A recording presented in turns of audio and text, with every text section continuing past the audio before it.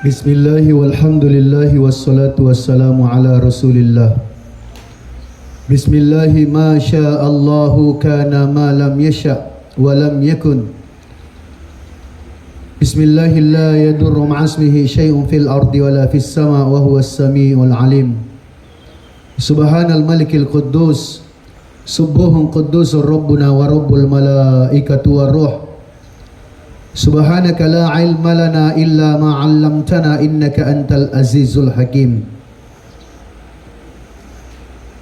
Ad-dawatus sirran, dakwah yang dilakukan oleh baginda Rasulullah sallallahu alaihi wasallam secara sembunyi-sembunyi atau secara diam-diam. Dakwah adalah satu kemuliaan yang bahkan Allah Subhanahu wa ta'ala sendiri mengiklankan dirinya bahwasanya da'i yang pertama itu adalah Allah.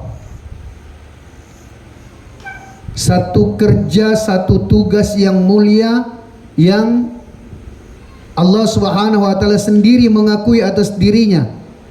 Wallahu yad'u ila daris salam. Bahwasanya da'i yang pertama itu adalah Allah. Dan Allah Subhanahu wa ta'ala senantiasa mengajak kepada setiap manusia ini untuk kemudian mereka kembali kepada kampung keselamatan. Mereka kembali kepada kampung halamannya, kampung halaman kita yaitu jannah. Kemudian tugas yang agung dan mulia yaitu dakwah. Allah Subhanahu wa ta'ala wariskan kepada para nabi dan rasul, sehingga tidaklah ada nabi dan rasul yang diutus ke permukaan bumi ini kecuali hanya untuk dakwah. Mereka mengajak setiap manusia ini untuk bisa kenal kepada Allah. Mereka mendakwakan keagungan kebesaran Allah Subhanahu wa ta'ala. Dijelaskan bagaimana nabi-nabi terdahulu. Mereka mengajak, ya qaumi ibudullah ma lakum min ilahin ghairuh. Wa ila akhahum huda qala ya qaumi ibudullaha ma lakum min ilahin ghairuh. Wa ila thamuda akhahum salihah qala ya qaumi ibudullaha ma lakum min ilahin ghairuh. Hatta ila habibina sallallahu alaihi wasallam, ayyuhan nas Qulu la ilaha illallah tuflihu. Semua nabi buat kerja dakwah, dan semua nabi dimuliakan oleh Allah dengan sebab dakwah, bukan karena nabinya, tidak. Sekiranya ada nabi yang dia tidak dakwah, maka derajat kenabiannya itu akan dihilangkan oleh Allah. Namun kaum-kaum terdahulu, bagaimanapun hebatnya mereka, bagaimanapun solehnya mereka untuk buat dakwah, ini sudah tingkat kesolehan luar biasa. Mereka harus menjadi nabi dulu. Ketika Nabiullah Musa alaihi salatu wassalam sebagai kalimullah, dia sampaikan kepada Allah tentang kendala yang dihadapi waktu diperintahkan untuk berdakwah kepada Fir'aun. Maka Nabi Musa meminta hendaknya bagaimana saudaranya Harun bisa menemani beliau untuk berdakwah bersama, untuk berdakwah kepada Fir'aun. Maka apa yang terjadi? Ternyata Harun sebagai saudaranya Musa harus dijadikan nabi dulu. Allah Subhanahu wa ta'ala jadikan nabi dulu. Maka tugas dan tanggung jawab dakwah ini hanya diberikan oleh Allah kepada para nabi dan rasul saja. Tetapi hebatnya kita ini umat akhir zaman, kita dikatakan sebagai ummatud da'i, adalah umat yang diwariskan satu tanggung jawab yang pernah diberikan tanggung jawab itu kepada nabi-nabi terdahulu. Maka Rasul sallallahu alaihi wasallam yang menjadikan beliau berkeringatan, yang menjadikan beliau menggigil ketika diberikan wahyu kepadanya adalah tanggung jawab yang begitu besar ini akan diletakkan di atas pundaknya. Maka kemudian dijelaskan bada'an Nabi sallallahu alaihi wasallam bid-da'wah sirran lamma nazala alaihi ya ayyuhal muddathir qum fa'anzir wa rabbaka fakabbir. Maka adalah baginda Rasulullah sallallahu alaihi wasallam, beliau memulai dakwanya ketika telah diperintahkan oleh Allah Subhanahu wa taala. Meskipun dakwah yang pertama dilakukan oleh Rasul adalah dakwah sirriyah, dakwah secara senyap-senyap, karena sesuai dengan itulah yang dikehendaki dengan ayat yang pertama kali, perintah dakwah yang pertama kali diwahyukan oleh Allah kepada Rasul. Ya ayyuhal muddathir, wahai orang yang sedang berselimut, yang bergemul, yang bahkan sampai hari ini pun juga diserukan orang yang berselimut di balik kemalasannya, berselimut di balik kebodohannya, berselimut di balik kesibukannya, berselimut di balik apa saja alasannya untuk tidak menunaikan tanggung jawab dakwah. Maka seharusnya ayat ini menjadi peringatan kepada kita semua. Qum fa'anzir, bangkitlah kalian ini. Untuk apa? Untuk berikan peringatan, untuk tunaikan daripada hak-hak agama, untuk li'ilai kalimatillah, mengagungkan, membesarkan Allah Subhanahu wa taala. Qum fa'anzir, bangkitlah dan berikanlah peringatan. Peringatan seperti apa yang dikehendaki? Wa rabbaka fakabbir, agungkan, besarkan, dakwahkan bagaimana tentang sifat-sifat Allah dan segala kemuliaannya. Wa thiyabaka fatahhir, dan inilah yang menjadi sinyal, yang menjadi kefahaman tentang dakwah yang dilakukan oleh Rasul pada saat itu, yaitu dakwah secara sembunyi-sembunyi. Wa thiyabaka fatahhir, dan pakaianmu. Pakaian yang dimaksudkan di sini laisa mil libas, bukan pakaian kain dan sebagainya, tidak. Tetapi pakaian yang dimaksudkan di sini adalah keluarga terdekatnya kita. Ibu, bapak, anak, istri, adik, saudara dan sebagainya. Dan yang paling penting sekali ini adalah wanita-wanita di antara kita. Fatahhir, bersihkanlah hati mereka. Fatahhir, buatlah usaha bagaimana agar supaya Allah Subhanahu wa taala pandang dia ini dengan pandangan kasih sayang. Karena kalau kita tidak mau tunaikan kewajiban kita, hak-hak dakwah kepada wanita di antara kita, ini bebannya luar biasa. Kalau laki-laki yang dia mana laki-laki ini buat maksiat, maka maksiat itu nanti hanya akan ditimpakan kepada dia seorang saja. Tapi kalau wanita di antara kita, satu orang wanita akan menyeret 4 orang laki-laki dari keluarganya untuk kemudian dicampakkan ke dalam neraka. Yang pertama adalah bapaknya. Kemudian yang kedua adalah saudara laki-lakinya. Yang ketiga adalah suaminya. Dan yang keempat adalah anak laki-lakinya. Maka kita melihat kita berada di mana ini?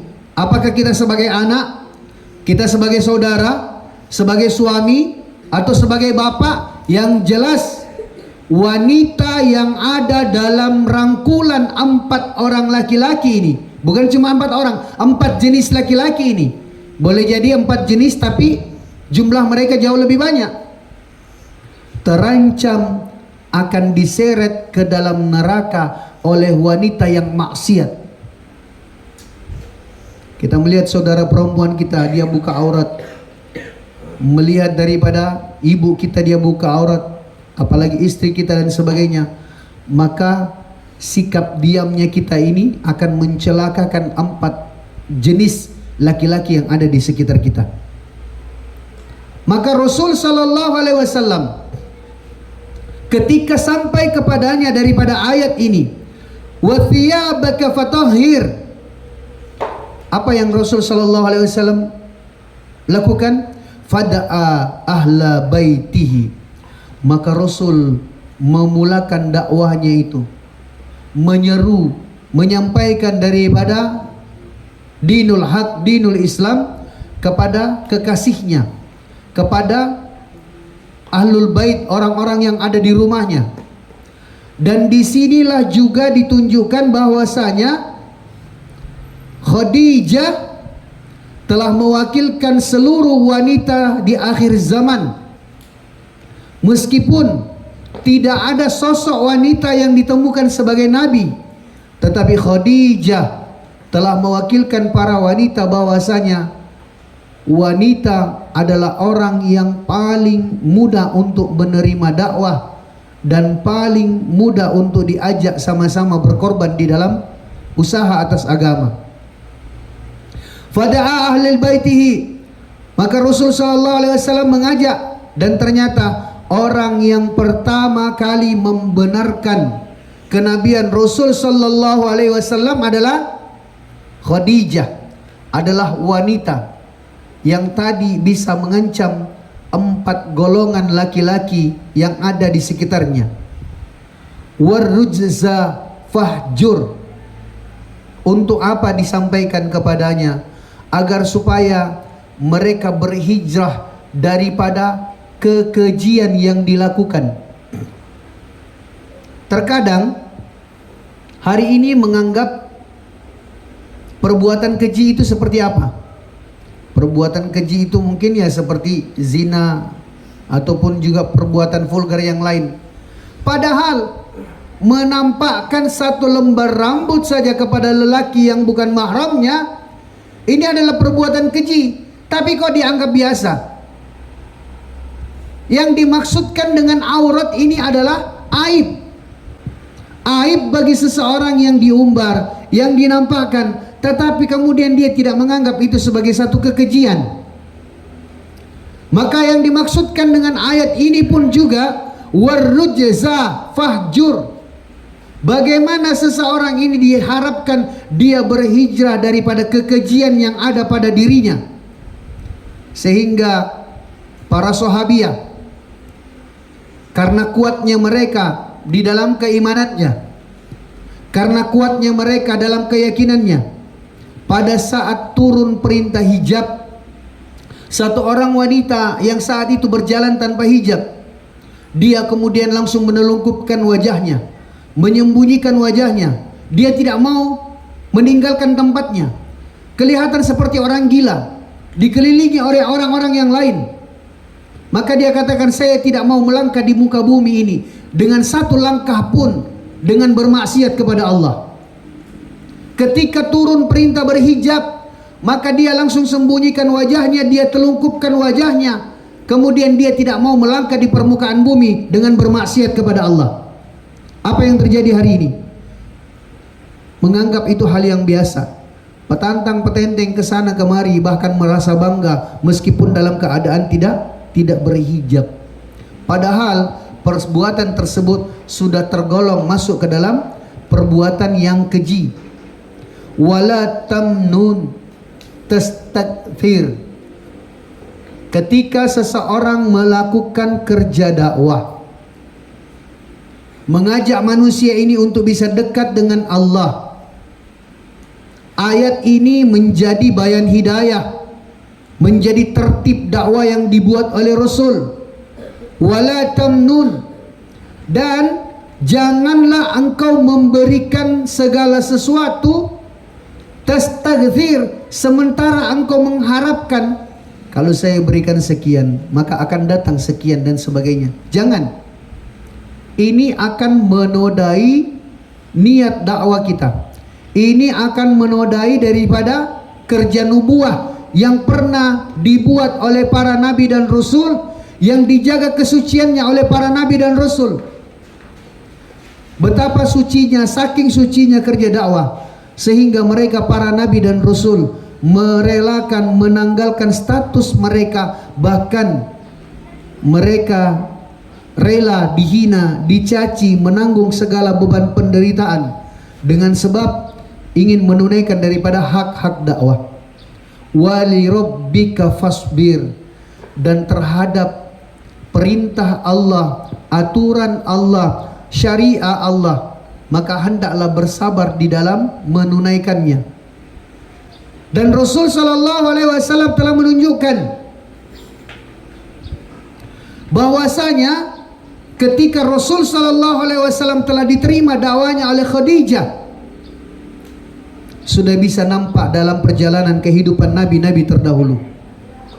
Nabi yang mana ketika dia buat kerja dakwah, dibantu, disokong, didukung oleh istrinya, seperti mana Nabiullah Ibrahim alaihi salatu wassalam, maka dukungan, sokongan, support daripada seorang istri akan mempercepat hidayah itu bercurah-curah. Kalau kepada kaumnya Nabi Lut, apa yang terjadi? Bahkan istrinya, anak perempuannya, wanita di antara dia pun juga tidak membantu, dia tidak support, bahkan dia menentang dakwah yang dilakukan oleh ayahnya sendiri, oleh suaminya sendiri. Apa yang terjadi? Allah datangkan bala, bencana dan musibah. Bahkan kemudian mereka pun juga ini memperlambat hidayah. Jadi cepat dan lambatnya hidayah ini bergantung daripada orang-orang yang ada di sekitar kita. Maka ketika Khadijah telah menerima dakwanya baginda Rasulullah sallallahu alaihi wasallam, may yadhiku bihi min asdiqai, orang-orang teman dekatnya, as-sadiq, orang-orang yang begitu percaya kepada Nabi, yang dekat dengan Nabi, adalah orang yang juga ternyata susul menyusul satu sama lain. Mereka ini serta merta menerima dakwanya Rasul, mendapatkan hidayah. Dimulai daripada Sayyidina Ali karamallahu wajhah, kemudian lanjut setelah itu adalah Sayyidina Abdurrahman bin Auf, kemudian Uthman bin Affan,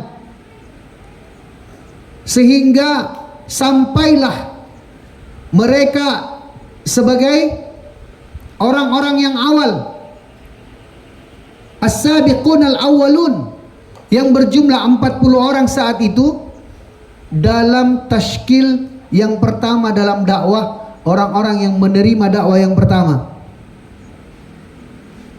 Dan ketika mereka telah dikuatkan oleh Allah di dalam akidahnya satu sama lain, dan disinilah skenarionya Allah, satu sama lain mereka ini tetap saja meminta arahan dan nasihat daripada Rasul. Meskipun ketertarikannya sudah luar biasa, keyakinannya sudah sangat dalam, tapi Rasul sallallahu alaihi wasallam tetap saja memerintahkan kepada mereka untuk membuat majelis dalam ruang lingkup yang lebih kecil lagi. Da'ahum ila ibadallahi wahdah, karena untuk kemudian mengajak setiap manusia ini yang mana mereka memiliki 360 Tuhan, bukan satu hal yang mudah untuk kemudian menafikan 360 Tuhan yang mereka yakini, yang mereka keramatkan, untuk kemudian langsung beriman kepada Tuhan yang satu. Qulu la ilaha illallah, ucapkanlah oleh kalian la ilaha illallah tuflihu, maka kalian ini akan berjaya, akan sukses. Sehingga kalaulah hidayah itu sudah masuk kepada diri seseorang, yakin kepada Allah, dialah zat yang memiliki segala-galanya, maka dakwah ini akan dibuat dengan warra'fati bin nasi walittihad, menyampaikan dakwah itu dalam keadaan damai, tenang, dalam keadaan kasih sayang, bahkan berusaha untuk bagaimana membujuk setiap orang ini agar supaya mereka ini kembali kepada Allah Subhanahu wa taala. Wa qad bada'a bid-da'wati sirran, maka ketika baginda sallallahu alaihi wasallam telah memulai daripada dakwah yang dilakukan dengan sirriyah, khaufan min mufaja'atin nas bi amri lam ya'rifuhu wa lam yasma'uhu bihi, yang menjadikan Rasul sallallahu alaihi wasallam ini melakukan dakwah secara sembunyi-sembunyi, bukan dengan sebab ketakutan, tidak. Rasul yakin bahwasanya Allah Subhanahu wa taala bersama dengan dia. Allah Subhanahu wa taala akan memberikan senantiasa perlindungan kepadanya. Tetapi Rasul sallallahu alaihi wasallam ingin memberikan pelajaran kepada kita semua bahwasanya tahapan-tahapan dakwah yang kita buat ini bukan langsung penggal leher, bukan langsung buat anarkis, bukan langsung menghujat, mencaci dan sebagainya.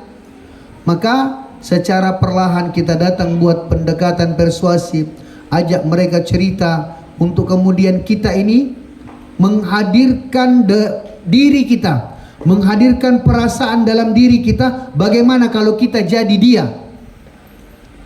Kalau perasaan itu sudah hadir, oh memang tidak seperti apa yang disangkakan oleh orang lain.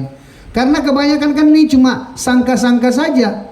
Ketika orang tidak melakukan pendekatan persuasif, kalau di dalam dakwah dikatakan jauhlah, dia buat pendekatan, dia merasakan langsung, bersentuhan langsung dengan umat, maka kerisauan itu tidak akan muncul dalam dirinya. Kerisauan itu hanya akan muncul kalau kita melihat bagaimana keadaan umat, bagaimana kerusakan umat, bagaimana jauhnya mereka daripada Allah, sementara mereka tenang-tenang saja, menganggap itu adalah hal yang biasa. Dan kisah yang selanjutnya, materi yang selanjutnya setelah daripada kisah ini, ingin ditunjukkan kepada kita bahwasanya keberhasilan metode dakwah yang dibuat oleh Rasul ditingkatkan dengan tahapan-tahapan, dengan 4 tahapan dakwah. Sehingga satu tahapan telah kita kaji bersama, satu tahapan sudah kita bahas dengan tuntas.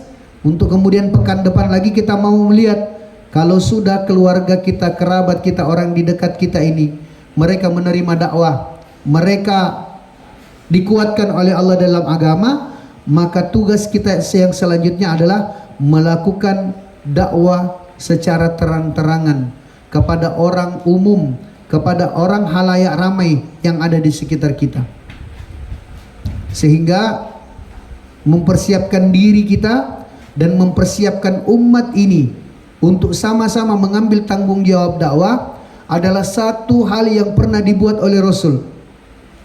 Rasul dulu cuma sendirian. Awalnya kemudian didukung oleh Khadijah, akhirnya menjadi 40 orang dekat bersama dengan Rasul, sehingga 124.000 sahabat telah menjadi sebab tersebarnya hidayah ke seluruh alam. Dan Islamnya kita hari ini pun juga dengan sebab adanya sahabat radhiyallahu ta'ala anhum ajmain yang mau meluangkan masanya, mengorbankan waktunya, mengorbankan hartanya untuk kemudian menyampaikan agama. Bagaimana agar supaya setiap manusia ini mereka bisa kenal kepada Allah, mereka bisa dekat kepada Allah, dan mereka bisa bergantung sepenuhnya dengan Allah Subhanahu wa taala. Wallahu a'lam bishawab. Al-haqqu min rabbik fala takunanna minal mumtarin. Subhanakallahumma wa bihamdika nashhadu an la ilaha illa anta nastaghfiruka wa natubu ilaik. Subhana rabbika rabbil izzati amma yasifun wa salamun alal mursalin walhamdulillahi rabbil alamin. Wassalamu alaikum warahmatullahi wabarakatuh.